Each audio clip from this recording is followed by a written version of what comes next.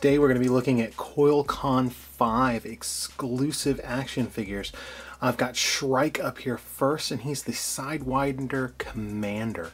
Now, I don't have a Sidewinder to show you. I'll see if I can get a picture from my co-anchor, Tom, on the Nerd Ratio podcast. But we've got a cool package, a lot of story here. I may move this in closer. Let's see. So you can kind of look at the story. But I don't want to read it all for you just at the moment. Let's look at the figure for the time being. But you can check out some, Kavanaugh's book here, Marauders, Gunrunners here, Nova's custom cast.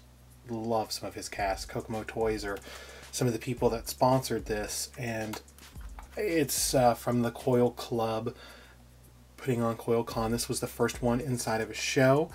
This action figure is hand painted, and steps have been taken to maintain longevity. However, the heavy usage may cause paint wear and diminish original details. So it's not a kid's toy. It's not even really a standard. As you do a custom, depending on your level of custom skill, it's not something that you would manipulate heavily. There are customs that I've really done some dremeling and work on, and my intent is to make them to where I can really pose them somewhere special in some certain way, and that's not this guy. This guy is something you probably want to display in the package. That's how I display mine, and you don't want to do anything different here. I need to find a stand, so I'm going to have a stand that's not going to match. Okay, this is Shrike, but the stand will be, I'll just put it backwards so that I can give you a turnaround of the figure. He comes with multiple swords here. Okay, you can latch on to. I dig the swords, dig the gun, very cool stuff. The head sculpt, you can see that it's a new cast. There's some basis of the 25th Wraith in there, but it's something different. The belt doesn't perfectly go together here. My guess is it was supposed to have been glued there. Maybe heat has taken its toll on that, but you can easily re-glue that. I'm not going to mess with the joints too much. I can see how tight the paint is there, so I don't want to really mess with that too badly, because I don't want it to break. I gotta say, the paint here, good choice of dark green, good choice of red. I think overall the paint, this year's custom, I'm saying this and it's almost Coil Con VI, I think the paint is better here than on Naja Boot in some ways, because they didn't have to paint the eyes, for one thing. Very smart, by the way. Very, very smart. Jay Hunger designed this, I believe. And so, yeah, let's give it a spin. But he's only part of the setup here. We've got two figures in the setup. You can see the Baroness there. Definitely not the Baroness. But Shrike here, he is the leader of the Coil, which is an offshoot of Cobra. He'd be the leader of their Sidewinders, which would be like their infantry or their Vipers. Everybody has a slightly different take on the Coil. In the cartoon, they were wanting to restore Cobra Commander to power. In the Devil's Due story, the Coil became an offshoot that supported Serpentor, or a new Serpentor clone. And then in IDW, they're kind of a religious organization, cult-like thing that kind of funnels into Cobra proper. So Serpentor is around, but he's not vying for Cobra Commander's position and all that, and he isn't the same as previous Serpentors. Now, I haven't read that arc, so if I've got something wrong, please let me know. But you can see here Shrike is moving around. You can see the painting detail. As someone who customizes some myself, I have to say I think they did a pretty good job here.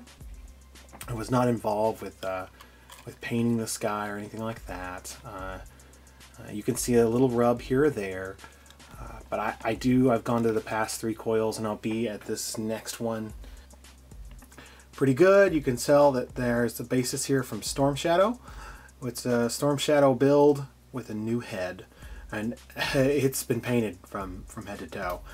This was white, they've painted it black. This was white, painted it green. These stripes have gone brown, and the red highlights here really pulls out the colors. It's got a nice coil pop to it. This belt kind of draws some attention as well and kind of breaks up the figure. Did not come with a gun for that holster, and did not come with a stand. You can see that there is a country behind it there, and I made a mistake the first time I reviewed one of these and said that that was a blob, and it was clearly a country, and I was just crazy. He is a pretty intense guy. It's an MP5 rifle. He's got two swords, so I'm going to take him off, all right, and then I'm going to quickly put on this guy. Weaponsmith, an obscure character.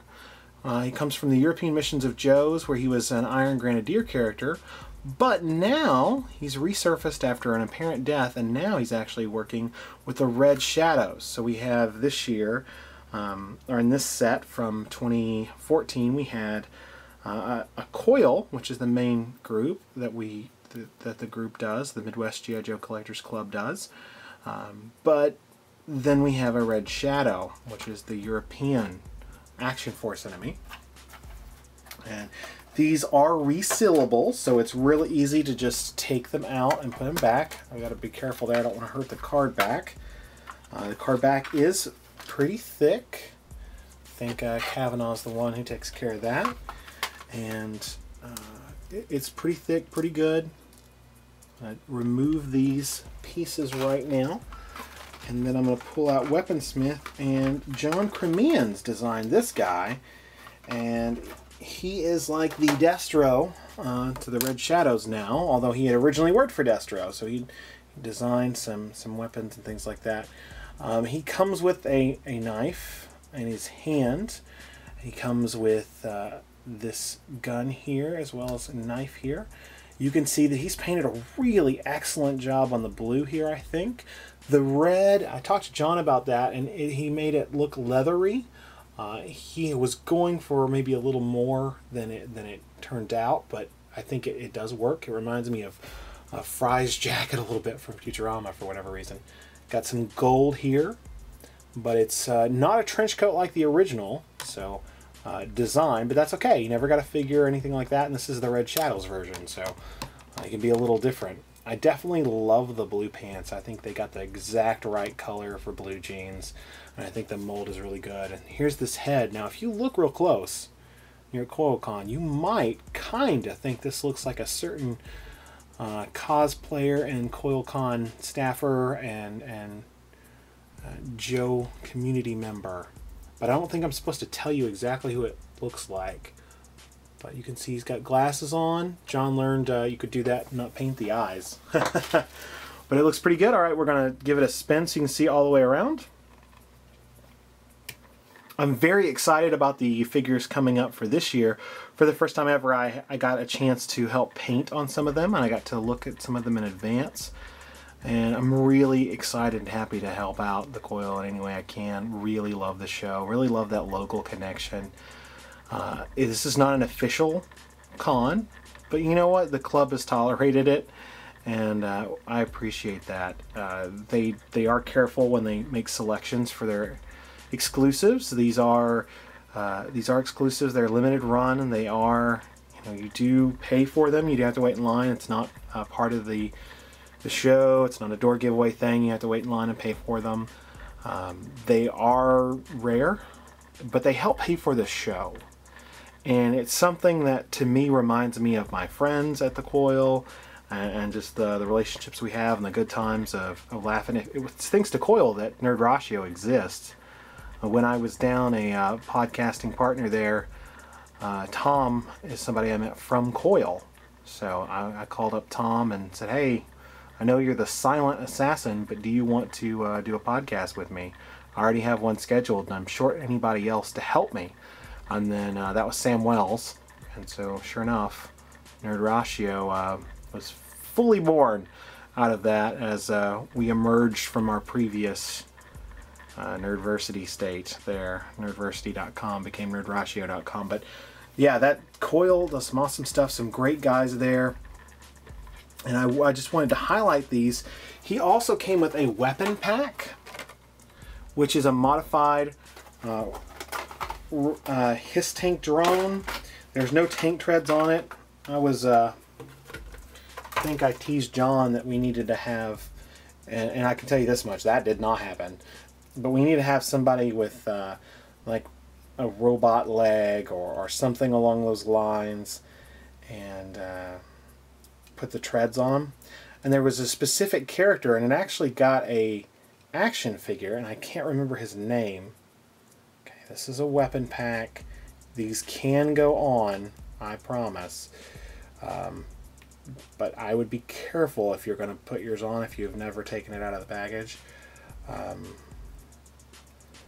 Because they are kind of glued to the tube there, and you don't want to separate that little tube. But it's designed to fire a missile upward. So that's pretty cool. He's got guns that way. So he's got guns that are supposed to go through the ammo, ammo feed here. Bullets are supposed to go through the ammo feed here, come out, and then he's got automatic machine guns that are mounted here.